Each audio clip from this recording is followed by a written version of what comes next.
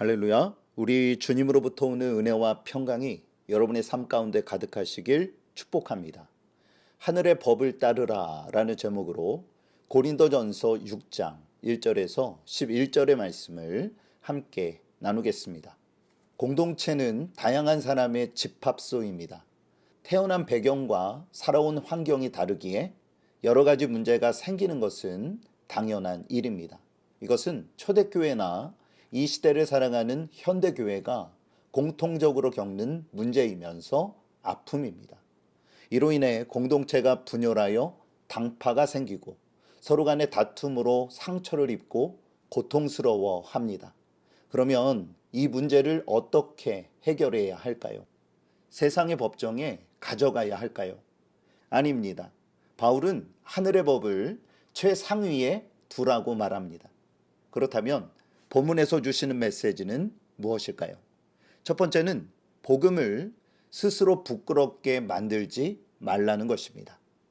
복음을 스스로 부끄럽게 만들지 마십시오. 본문 1절입니다.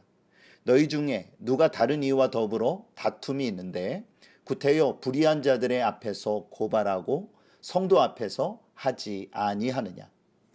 바울은 하늘의 법을 따르는 그리스도인들이 세상의 법정에 서로를 고발하는 어리석음을 꼬집습니다. 고린도 교회는 자잘한 분쟁과 함께 성도 간의 고소고발이 많았던 것 같습니다. 이러한 배경은 고린도 사람들이 가지고 있는 관습에서 비롯된 것입니다. 그래서 교회 안에서 일어난 문제들을 세상 법정에 고발함으로 교회가 내용을 겪는 일들이 종종 발생했던 겁니다. 생각해 보십시오. 그것이 어떠한 문제이든 결과적으로 하나님의 영광을 가리게 됩니다. 이는 세상의 눈에 복음을 스스로 부끄럽게 만드는 일이었습니다.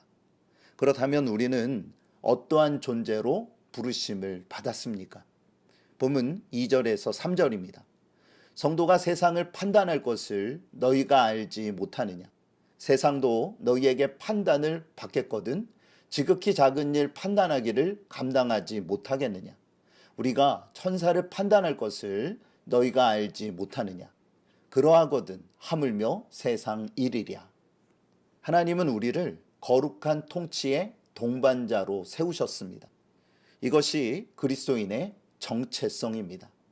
마지막 날에 우리는 세상과 천사를 판단하는 영광스러운 자리에 서게 될 것입니다.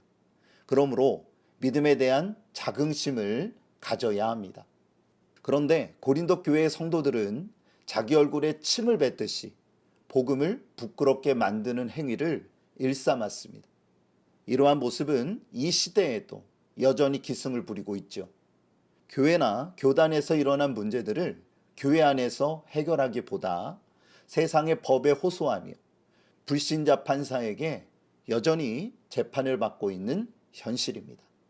그래서 세상의 법으로 교회의 법을 무력화시키는 것이죠. 여러분, 얼마나 부끄러운 모습입니까? 두 번째는 교회의 권위를 사랑 안에서 행하라는 것입니다. 교회의 권위를 사랑 안에서 행하십시오. 본문 4절에서 5절입니다. 그런즉 너희가 세상 사건이 있을 때에 교회에서 경히 여김을 받은 자들을 세우느냐? 내가 너희를 부끄럽게 하려 하여 이 말을 하노니 너희 가운데 그 형제간의 일을 판단할 만한 지혜 있는 자가 이같이 하나도 없느냐. 바울은 교회 리더들의 역할의 중요성을 강조합니다. 왜냐하면 교회의 권위가 그들을 통해 발현되기 때문입니다.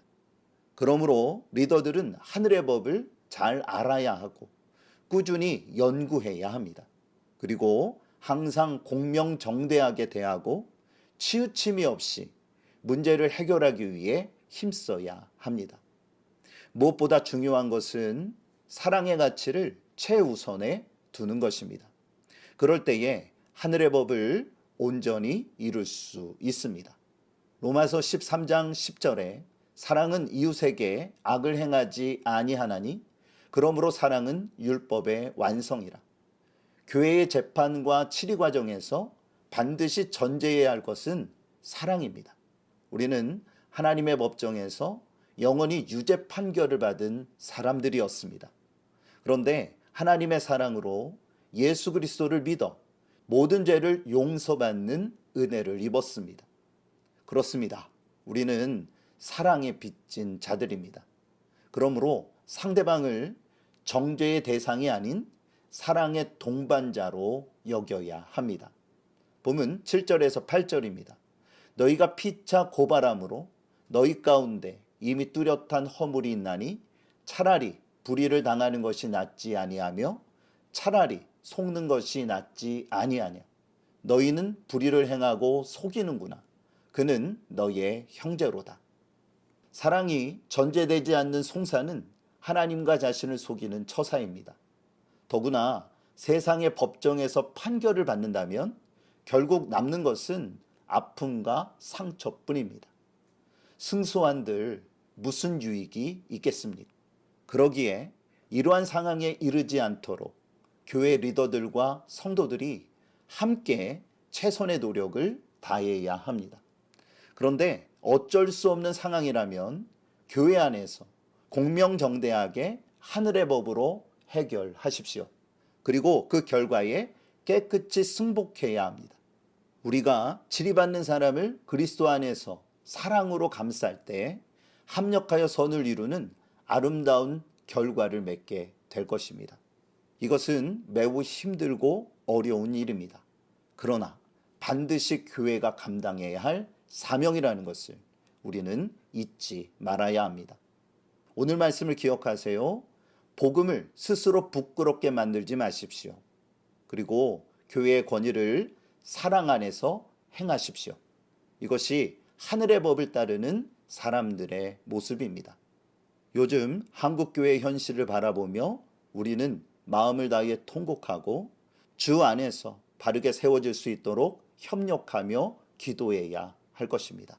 그럴 때에 교회의 미래가 있고 하나님께서 기뻐하시는 아름다운 결실을 맺게 될 것입니다. 그러한 위대한 역사가 여러분의 삶 가운데 가득하시기를 우리 주 예수 그리스도의 이름으로 축복합니다. 오늘도 하나님은 여러분과 함께 하십니다.